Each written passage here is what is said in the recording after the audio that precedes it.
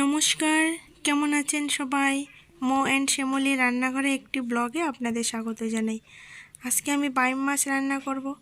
এখানে আমি 4টি বাম মাছ নিয়েছি। মাছগুলোকে ধুয়ে ভালো করে পরিষ্কার করে নিয়েছি। চলেন ভিডিওটা শুরু করি।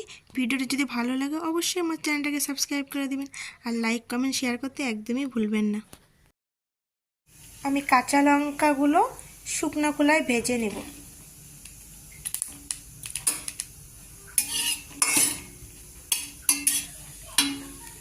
লঙ্কা ভাজা হয়ে গেছে, এখন আমি লঙ্কাগুলোকে নামিয়ে নেব।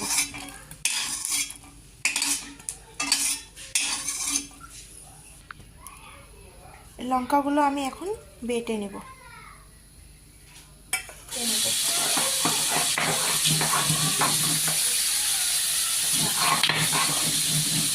লঙ্কার সময় আমি জিরাটাও বেটে নেব।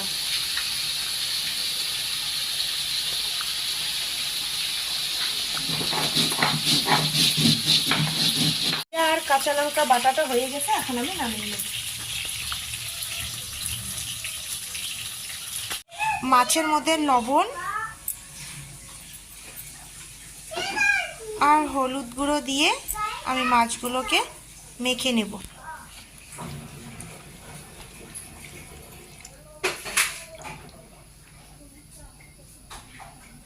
কড়াই গরম হয়ে গেছে, এখন আমি কড়াইয়ের মধ্যে তেল দিয়ে দেব।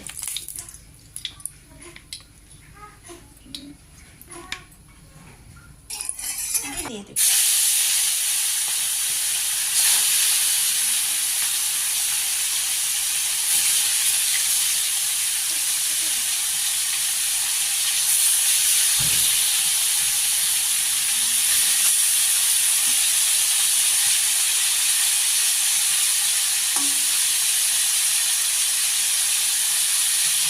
মাছগুলো ভাজা হয়ে গেছে, এখন আমি নামিয়ে নেব।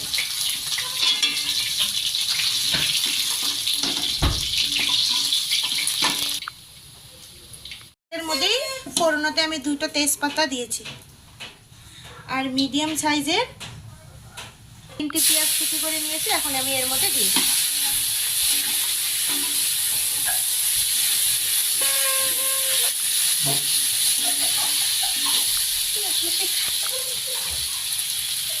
এগুলো একটু আমি লাল লাল করে ভেজে নিয়েছি, এখন আমি এর মধ্যে কেটে রাখা আলুগুলো দিয়ে দিব।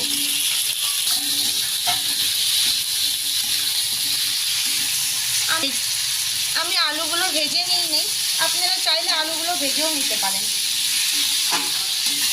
এখন আমি এর মধ্যে লবণ দিয়ে দেব।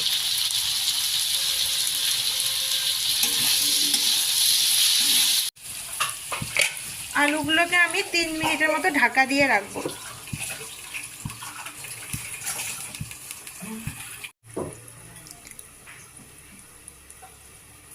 3 মিনিট হয়ে গেছে, এখন আমি ঢাকনাটাকে খুলে দেখব।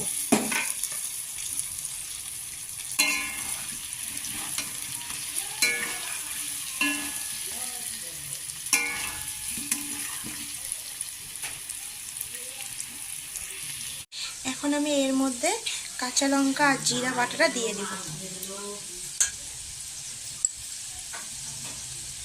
1 চামচ হলুদ গুঁড়ো আর 1 চামচ কাশ্মীরি লঙ্কার গুঁড়ো।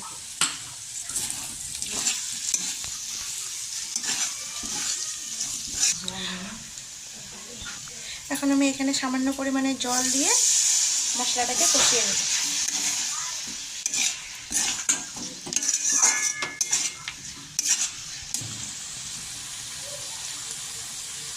আলুর সঙ্গে মশলাটাকে ভালো করে কষিয়ে নিয়েছি, এখন আমি বাম মাছগুলো দিয়ে দেব।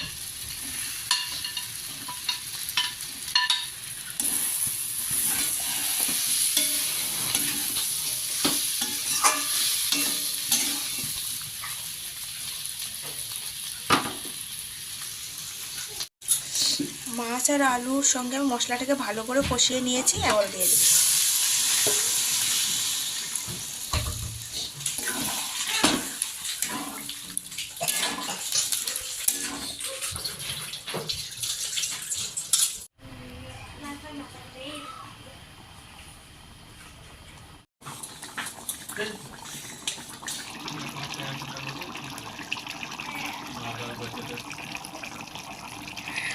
জল দেওয়ার পর আমি 7 মিনিটের মতো রান্না করে নিয়ে গেছি।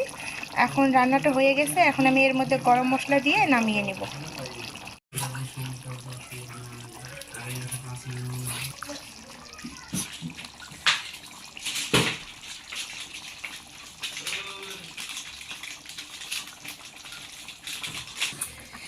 রান্নাটা হয়ে গেছে, এখন আমি গরম মশলা দিয়ে নামিয়ে নেব।